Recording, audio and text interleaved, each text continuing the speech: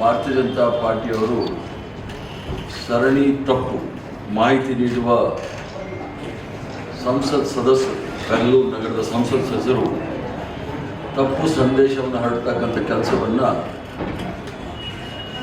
ಭಾಳ ಉತ್ತಮವಾಗಿ ಮಾಡ್ತಾ ಇದ್ದಾರೆ ಅಂತ ಹೇಳಿದ್ರೆ ತಪ್ಪಾಗಲಾರದು. ವಾಸ್ತವಾಂಶ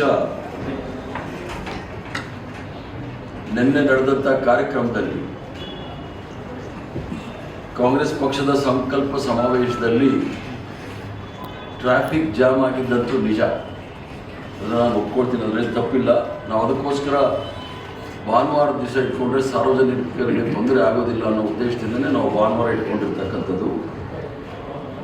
ಸಣ್ಣ ಪುಟ್ಟ ತೊಂದರೆಗಳಾಗಿದೆ, ಅದು ಮಾಧ್ಯಮದಲ್ಲಿ ಸಹ ತಾವು ಹೇಳಿದ್ದೀರಿ, ನಾನಿಲ್ಲ ಅಂತ ಹೇಳೋದಿಲ್ಲ, ಅಳಗೆಳೆಯೋದಿಲ್ಲ. ಇನ್ನೂ ಕೆಲವು ಗಂಭೀರವಾಗಿ ಕೆಲವು ಆರೋಪಗಳು ಬಂದಿದೆ. ಆ ನೀಟ್ ಪರೀಕ್ಷೆಯಲ್ಲಿ ಕೆಲವು ವಿದ್ಯಾರ್ಥಿಗಳು ಟ್ರಾಫಿಕ್ ಸಮಸ್ಯೆಯಿಂದ 2-3 ವಿದ್ಯಾರ್ಥಿಗಳು ಪರೀಕ್ಷೆಗೆ ಹಾಜರಾಗದೆ ಉಳಿದಿದ್ದಾರೆ ಎಂದು ನಾನು ನೋಡಿದೆ. ಈ ಕಾರ್ಯಕ್ರಮದ ಇಂಥ ಪ್ರಮಾದ ನಡೆದಿದೆ ಅಂತ ಏನಾದರೂ ಯಾವುದಾದ್ರೂ ವಿದ್ಯಾರ್ಥಿನಿಗಳು ಈ ಕಾರ್ಯಕ್ರಮದಿಂದ ಅವ್ರಿಗೇನಾದರೂ ತೊಂದರೆ ಆಗಿ ಪರೀಕ್ಷೆಯಲ್ಲಿ ಅವ್ರು ಹಾಜರಾಗಲಿಲ್ಲ ಅನ್ನೋದಿದ್ದರೆ ನಾನು ಭಾಳ ಆಳವಾಗಿ ಅದನ್ನು ವಿಷಾದ ವ್ಯಕ್ತಪಡಿಸ್ತೇನೆ.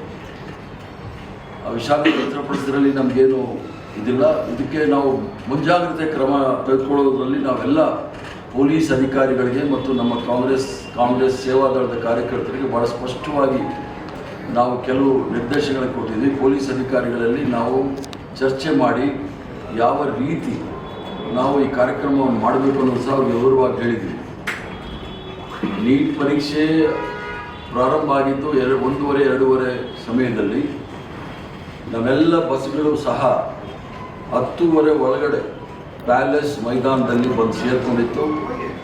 ಎಲ್ಲೂ ಸಹ ಸಮಸ್ಯೆ ಆಗಬಾರ್ದು ಅಂಥೇಳಿ ನಾವು ಪ್ಯಾಲೇಸಲ್ಲಿ ಇರ್ತಕ್ಕಂಥ ಎಲ್ಲ ಮೈದಾನದ ಜಾಗವನ್ನು ತೆಗೆದುಕೊಂಡು ಅಲ್ಲಿ ಎಲ್ಲ ವಾಹನಗಳನ್ನು ಅಲ್ಲಿ ಪಾರ್ಕ್ ಮಾಡಲು ನಾವು ಆಸ್ಪದ ಮಾಡಿಕೊಟ್ಟಿದ್ವಿ. ಆದರೂ ಸಹ ತಪ್ಪು ನಡೆದಿದೆ. ಕೆಲವು ಮಕ್ಕಳು, ಅದರಲ್ಲಿ 2-3 ಮಕ್ಕಳನ್ನ ಭಾಳ ನಿರಂತರವಾಗಿ ಮಾಧ್ಯಮದಲ್ಲಿ ತೋರಿಸ್ತಾ ಇದ್ದರು ಮತ್ತು ಸೋಷಿಯಲ್ ಮೀಡಿಯಾ, ಟ್ರೋಲ್ ಮೀಡಿಯಾದವರು ಆ ಮಕ್ಕಳನ್ನ ತೋರಿಸ್ತಾ ಇದ್ದಾರೆ. ಅವ್ರಿಗೇನಾದರೂ ಆ ತೊಂದರೆ ಆಗಿದ್ದರೆ, ಅವ್ರಿಗೇನಾದರೂ 3 ಜನಕ್ಕೆ ಏನಾದ್ರು ತೊಂದರೆ ಆಗಿದ್ದರೆ ಅವ್ರಿಗೆ ಆ ಮುಂದಿನ ಎಕ್ಸಾಮ್ ತೊಗೊಳಕ್ಕೆ ಎಲ್ಲ ರೀತಿಯ ಸಹಾಯವನ್ನು ಸಹ ನಾವು ಮಾಡಲಿಕ್ಕೆ ನಾವು ಸಿದ್ಧರಿದ್ದೇವೆ.